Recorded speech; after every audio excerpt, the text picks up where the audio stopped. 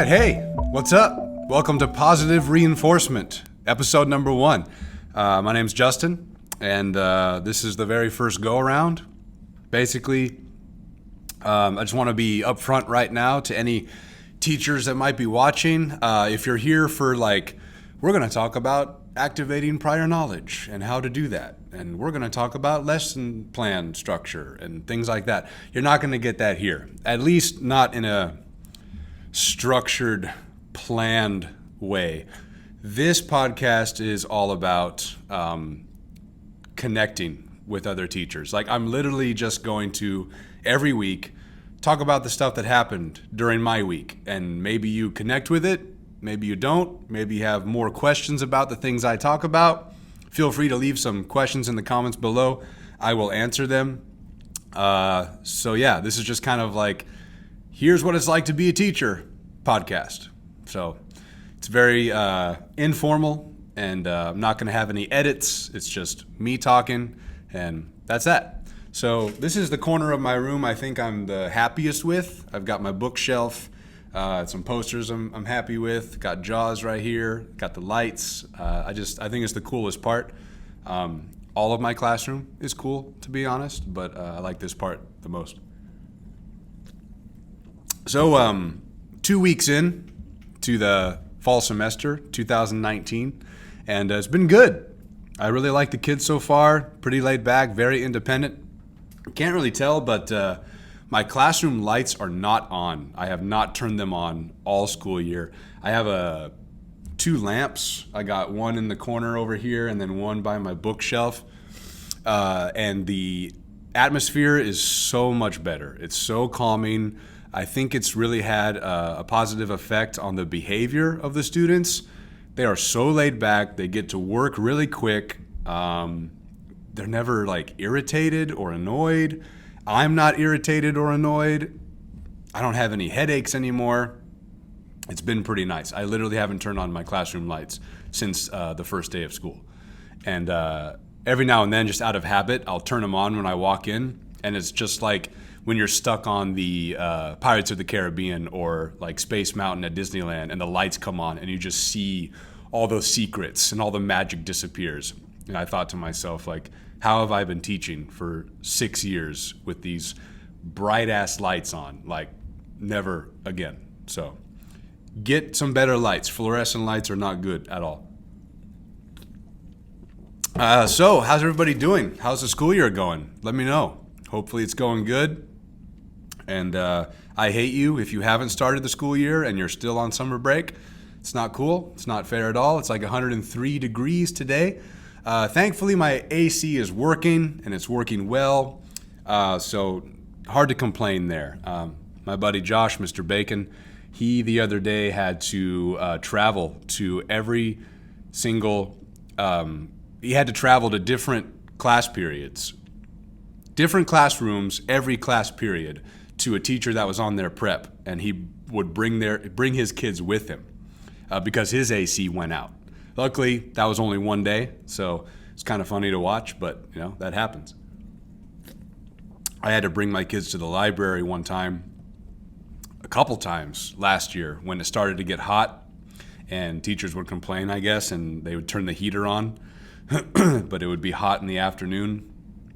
The heater should never be on, okay? Turn it off.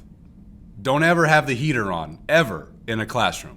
It's not needed. Maybe if you live in Michigan or something, sure, or Canada, but not in the Central Valley in California. So stop it. Bring a blanket. I've got another podium that I keep over here, and students reserve their blankets. They keep them there, and if they get cold, they bring out their blanket. Do that. Heater is never necessary in the Central Valley, ever. I don't care what you say. Bring extra layers. You'll be fine. Anyway, we've talked about the weather enough. Good first week back, good first 2 weeks back.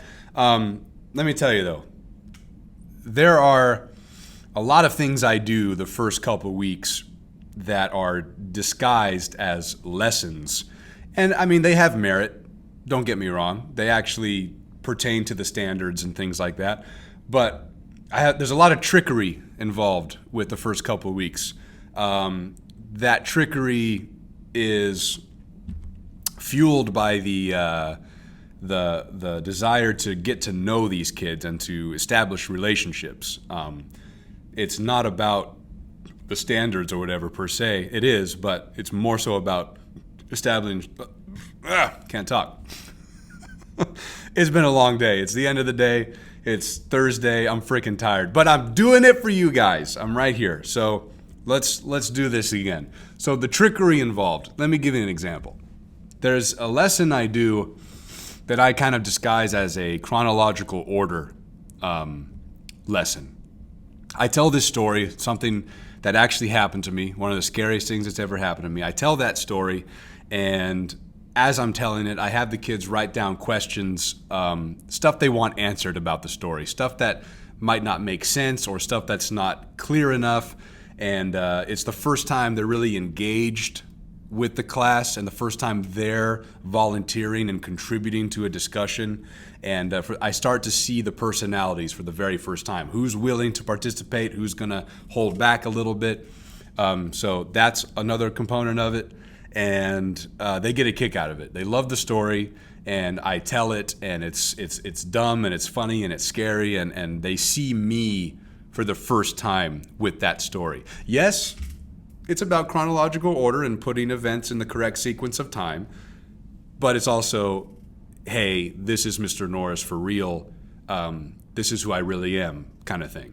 So try to embed that stuff if you don't. If you just stick to the boring stuff like here's a survey, take it, or give everybody a card and they have to stand up and write and read what they wrote about, like what they did over the summer, stop it. Don't do that. The kids hate it. They're not going to get a good impression of you or the class that way. Do something a little more meaningful, something more real, something that really gives them the chance to see you for you, you know?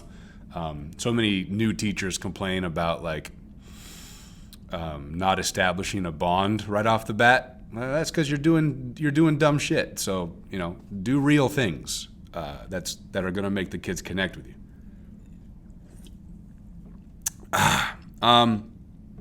So yeah, I do that story. I also do something called a transformation timeline, where I do a quick presentation about a lot of big moments in my life, positive and negative. They really get to know me on a personal level. I'm not just saying, you know, my favorite color is green and my favorite food is Italian food. Like, I'm not up there saying all that crap. I'm talking about real stuff. Then I make them make a transformation timeline, and I say, hey, you know, if you don't want to get too personal, then don't. Just know I'm the only one that's going to read it. So if you want to get personal, you can. Don't have to. I read those, and I really get to know them on a real level, like the stuff they've been through and the things they've accomplished and the stuff that they love and they're proud of and the things they hate. Like, it's all real. And I think that's really important. Doing things those first couple of weeks that are genuine assignments, things that make them see you for who you really are, and things that make you see them for who they really are. Super important. So stop doing the dumb shit, surveys and the, what'd you do over summer? Who cares? I don't care. I don't care what any of you guys did. Okay? I don't care that you went to the beach. I don't care that you played video games all day and night. I don't care. I don't care what movies you saw. It doesn't matter, right? So stop it. It's not working. I'm in a really good mood, by the way. I might seem like I'm super paranoid. I might seem like I'm super negative, but I'm not. Not at all. It's been a great couple of weeks. This is my 7th year of teaching, by the way, for those who have never talked to me before or have seen anything on my YouTube channel before. 7th year teaching, Sanger High School. I teach English, sophomore, world literature. And I love it. This is my first year not coaching speech and debate. Totally love the program. Totally believe in what it does, but it has taken its toll on me, for sure. I'm taking a break, focusing wholeheartedly on English, and so far, I can tell that I'm like rekindling my passion for English, and it's a super good thing. So don't overwork yourself. Pay your dues, yes. Once you get started, there's dues that need to be paid. Do that. But once you're in, you're a veteran. Say no when you have to. All right, take care of you when you need to. One of the best decisions I've ever made. One of the hardest decisions I've ever made, but one of the best decisions I've ever made is to leave speech and debate. Will I go back? No. All right.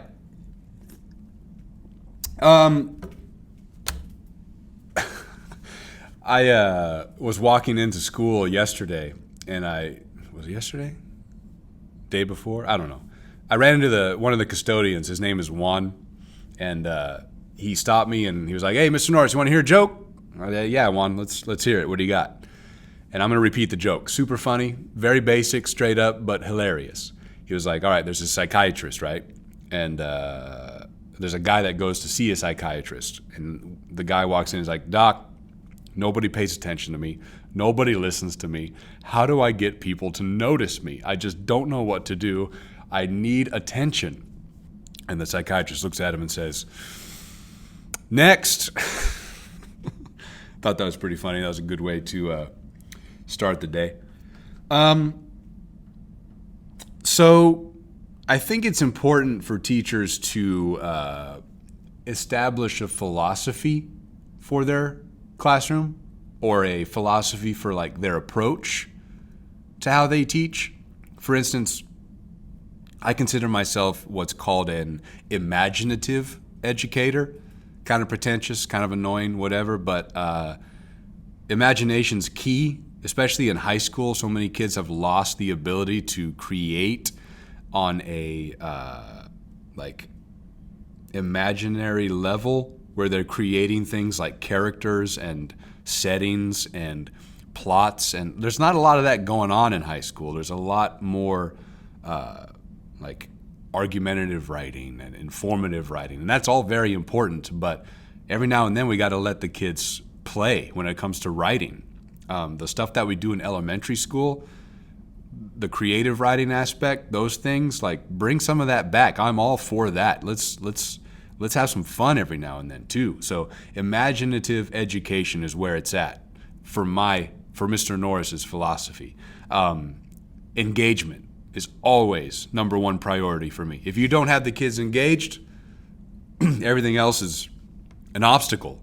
Got to keep them engaged, and imagination's where it's at. So, like, I like to consider myself or my classroom kind of like a Universal Studios attraction. I do stuff like change my lights and bring in sirens and music and sound effects, and I do costume changes and all kinds of crazy shit. And the kids just adhere to it. They stick to it. They love it. They feed off of that. And when they have so much fun with that, you get them right away with all that stupid stuff. But nothing hurts more than when a kid hates it. When they don't like the Universal Studios stuff. It's rare that happens, but it happens. My sixth period this year, love them. They're super good so far. But I would do the Universal Studios stuff, right? I'd play a character or create a scenario from a story or whatever, and all of my beginning of the day periods would just be like, "Oh, Mr. Norris, this is like Universal Studios. This is awesome." Sixth period would come in and I'd do the whole spiel again, and they're just like, "What are you doing, Mr. Norris? Huh? What are you doing? Just give us the lesson and let's get to it." And my heart would be crushed because I've put in so much effort to do the dumb stuff. But my sixth period, they couldn't care less. And I felt like, great, I'm never going to connect with them, ever. They don't like the stuff I do. They don't like my imaginative education philosophy. It's just going to be terrible. It's going to be a hard year because they don't care. And then something happened where I connected with them. And it's the dumbest reason why we connected.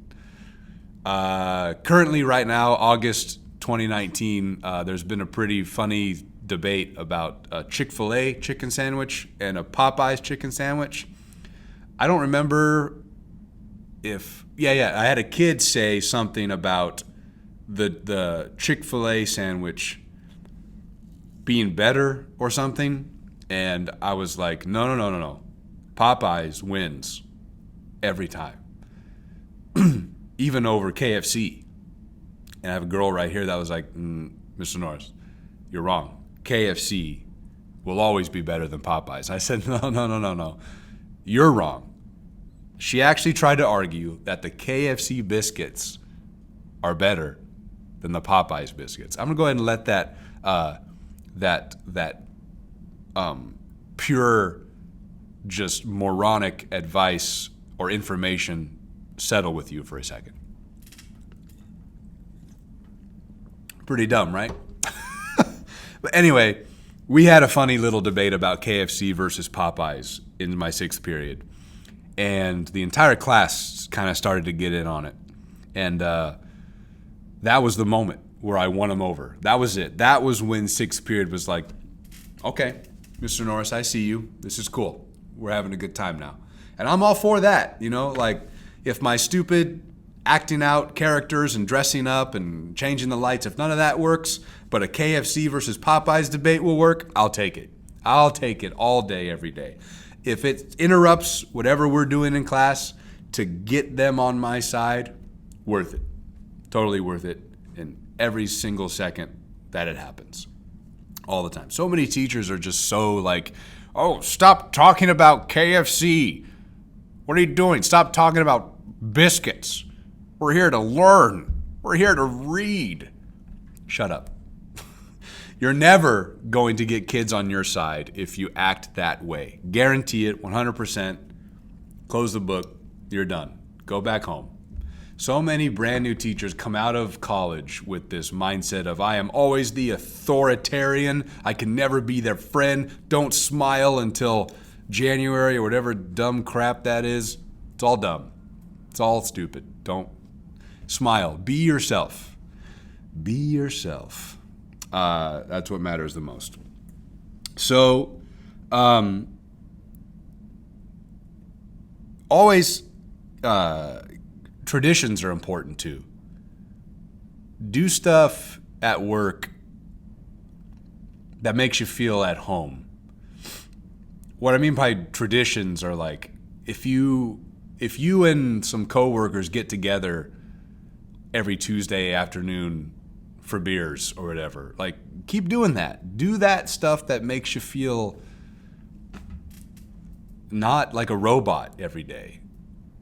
Stuff that makes you feel good. Do that. Like every Monday morning, I and the other world literature teachers would get together in this class and have some coffee and hang out before first period every Monday. Probably going to do that again. We did that last year. It was really cool. Do stuff like that. The men's bathroom here, we put up pictures of us. That's our bathroom, right? We want to feel at home. We got art hanging up on the walls. We got not family pictures. We got pet pictures of our pets up in the bathroom. So every day at break, we go in the bathroom. We see us. We talk to each other in the bathroom. We hang out. It's a good time, man. We turn that bathroom into our bathroom. It's the men of 300 because we're in the 300 wing. We go in there as the men of 300 and we own that bathroom. And anybody who wants to have their picture hung up on the wall, you're more than welcome. Let's build this family, right? I'm sure some people find it weird. I remember last year, the door was open to the bathroom and you can see all of our pictures hanging up and there are some kids like, what's going on in there? So some people probably find it pretty funny. Other teachers, for whatever random reason, if they come to that bathroom, I'm sure they come in there like, what is going on? But I love it. I love thinking about that. I love thinking about other people who don't have any idea what's going on in that bathroom. I love imagining them walking in. And we have pictures of ourselves hanging up, and they're like Hollywood headshots of all of us, just like and making dumb faces. So there's that in there. We got art of like fish, and there's a picture of a dog. It looks like he's on fire, but he's really playing in a pile of leaves. We got a picture of like creepy Russian dolls right next to the toilet. I mean, it's an experience. You got to check it out one day. If you're ever in Sanger High School, come on by to the 300 bathroom for a bathroom experience unlike anything you've ever had. I guarantee it. Well, this is the first go-around. I don't know really how long each one is going to be. How long am I at right now? How do I change it? I don't know. I can't tell how long it's been. I feel like it's been like 15 minutes. I don't know. Anyway, I don't know if you got anything valuable from this, but sometimes there's going to be valuable stuff in here. Sometimes there isn't. That's just the way it works. But I had fun. This was cool. I like it. I like the setup. Feel good. It's Thursday. Tomorrow's Friday. Who can complain, Tonight's the very last preseason football game for the NFL. So we get to look forward to the real deal next week. Back to school night was this week. That's always fun. It was like 108 degrees, and we were here for about 12 hours. I got about 13 parents to come by, though. That's actually the most I've ever had. High school, non-honors classes don't get many parents, and that's an unfortunate thing. The honors classes are always packed. Those kids are going to be just fine more often than not, but the students who are in the regular classes who might need the extra parent support, it's not there. So it sucks, but that's just the reality. And it was pretty cool. I was super tired, so it feels like this week is more like a 6-day week than a regular week, but here we are. Back to school night. How did you guys deal with it? Did you have a good time? How is your back to school night set up? I'm curious to know how it is in other school districts, because ours is kind of dumb. 12 minutes per period where the parents can come in. I feel like 12 minutes is way too long. It should be like 5 minutes. I'm done with my spiel in 5 minutes. This year, I made the parents solve riddles in order to get the information on my syllabus. So that ate up a good 5 minutes. And then it's 5 minutes of me talking, still 2 minutes left over. It's annoying. Anyway, all right, I feel like I'm rambling now. Like I said, I'm not sure how long these are going to average out to be. My plan is 20 to 30 minutes per episode. I honestly don't know how long it is right now. I feel like it's been 20 minutes. It might have only been 12 minutes. Who knows? Anyway, drop some questions below about anything that I might have talked about or anything I didn't talk about. I'd be happy to address those questions next time. I'm going to do this weekly. So every Wednesday or Thursday is my scheduled plan for right now to do these podcasts. So that's it for today. So stay cool out there. And I'll see you next week on Positive Reinforcement. See you later.